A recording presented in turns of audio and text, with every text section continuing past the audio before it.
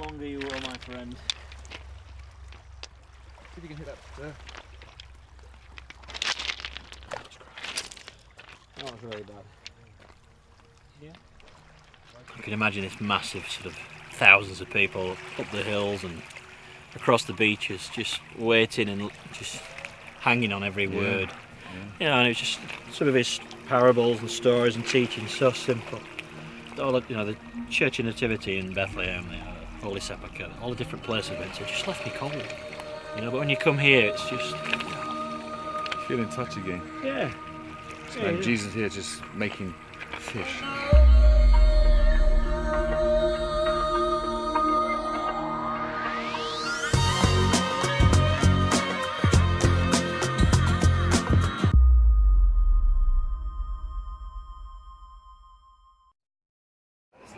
Barbara Oakman, thank you so much for meeting us again today. We've been to some interesting places since we last spoke, and that's why it's great that we can get together again and Pleasure, my pleasure. ask a few more questions. No, I was also impressed by you, and I thought it would be nice if we can talk to each other. Thank you. It's fine. One thing I still have, One thing? among many questions is still how does it all work out in the end? What is the final answer? What's going to make it all okay? Removal of conflict, the acknowledgement that God's behind it all. What happens, in your opinion? The solution, I suppose. The truth is that the question is very hard. I have no solution. Nobody has a solution. Nobody knows exactly what God is going to do. But He's been so great in fulfilling all the prophecies. There's no doubt about it. There is a solution. What I feel, I'm going to make your problem even stronger. The Islam world hasn't got a political agenda. You hear it again and again, and it's true. That speaking from their point of view, it's a jihad, it's a holy war. And something which is a holy war, we know what a holy war is 2,000 years. We had the Crusades and the Inquisition. So the danger is great. And that's how they're taught. That's how the children are brought up. With this hatred because it's a whole. Omelet with you. Thank you. Good. Oh, that looks good. Yeah. The more you think about it, you think there can't be any solutions. What have we not spoken and we have given back, and we have really shown the world that we want peace. We don't see a solution. Some people say, why don't you raise Gaza? Just kill them all. Take it back again. Impossible. Impossible, also from our point of view. Just imagine that we kill 1 million Arabs. No. Just imagine what will happen in the Jewish world in England and in Holland. Yeah. But we do that. And I think we have been trying to show the world that we are very humanistic, very, very careful, very, very careful. We don't do this. Going. But that's what we cry about. We cry about our own situation, but we cry also about their situation. That was not necessary. Many of them are just puppets. Yes. So the first place, the Arab place, is 14 miles from the sea, and near to us where we live. So our vegetables and our fruits we bought in Calkilia. Wow. You know what Calkilia is? Calkilia is an Arab place. I went into the Kasbah, where the shuk, the market, with my children. My children were small. We spoke Hebrew with the Arabs. I told them, and I taught them, and I showed them. These are our cousins. It was a pleasure. It was a pleasure to be there. There was no danger. Your neighbours. So, neighbours. How long from my place, Savion? I think it was 20 minutes drive.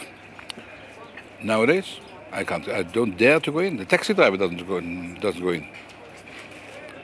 But that's what we cry about. We cry about our own situation, but we cry also about their situation. It was not necessary. What we have in common is more than the differences. Sure.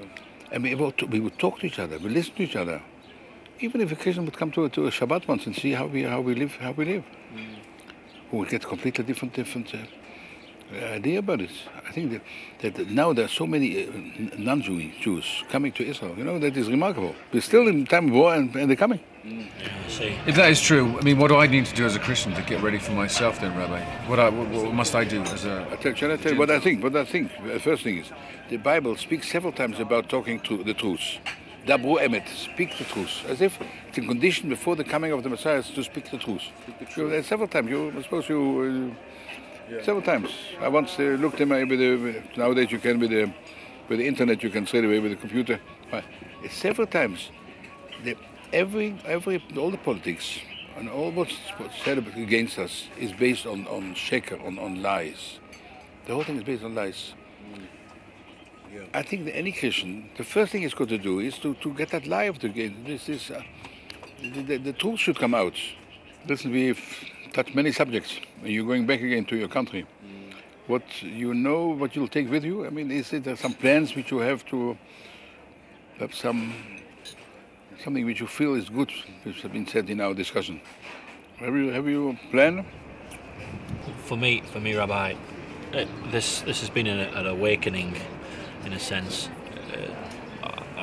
As I said before, I didn't acknowledge Israel, barely ever touched the Old Testament, and for me it's a realization that I have to give it some credence. I have to give it time, and many of the things that I've seen while I've been here will remain with me, and it's my responsibility to carry that forward and read more and research more, and that's what I will do. I guess there's always personal things that go around inside you, and you can't always answer it immediately. You have to process them. But it says in Jeremiah, "Declare it in the isles afar off that He who scattered Israel has gathered him, and will keep him as a shepherd does his flock." To me, it's not a suggestion; it's a command. It says, "Declare." I need to tell people, stop knocking Israel. Yeah. Israel is a banner to the nations. That the outcasts are being gathered. What does this mean? It means God's jealous for His glory once more. He's done something incredible. We've got to align ourselves with that. We've got to speak up, speak out, and join ourselves into God's purposes for Israel and the Jewish people these days. If I can do that personally and encourage as many others as I can, I think that's a worthy cause. I'm even more strong in my conviction that is what I will do. That gives us hope. The fact that we can speak after 2,000 years, that Jews and non-Jews can speak to each other, okay, that gives us hope. That's exactly what the Bible also says, that it will be like this.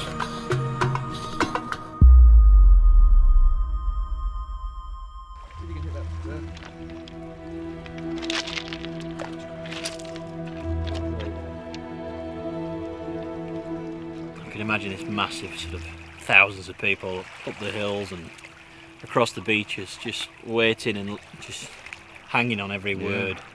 Yeah. And it's just some of his parables and stories and teaching so simple.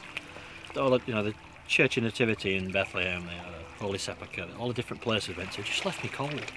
But when you come here, it's just feel in touch again. Yeah. Jesus here just making fish. Just fish breakfast after His resurrection. Fed them. Healed them. Looked after them. Made an impact on their lives. Simple.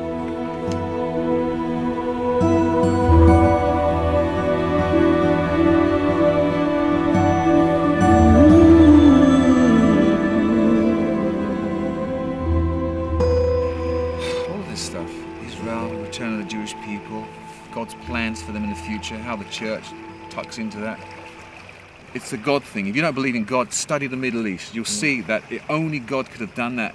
If that's true, I need to tell people about that. I can't just sit back and think, that was a great trip. I feel much more informed and knowledgeable than before.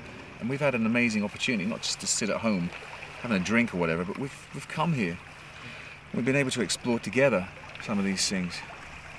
So, if you ask me to have an agenda, yeah, I have an agenda. I want you to see things as I see them. Sorry, but I want you to come alive with some of the things I come alive with. You and I have a responsibility to declare it in the nations, God says. That's the very first thing. How many times? 5. Oh yes, the stone of all stones. Watch this, baby. Man. I took a big bounce. That was a waste.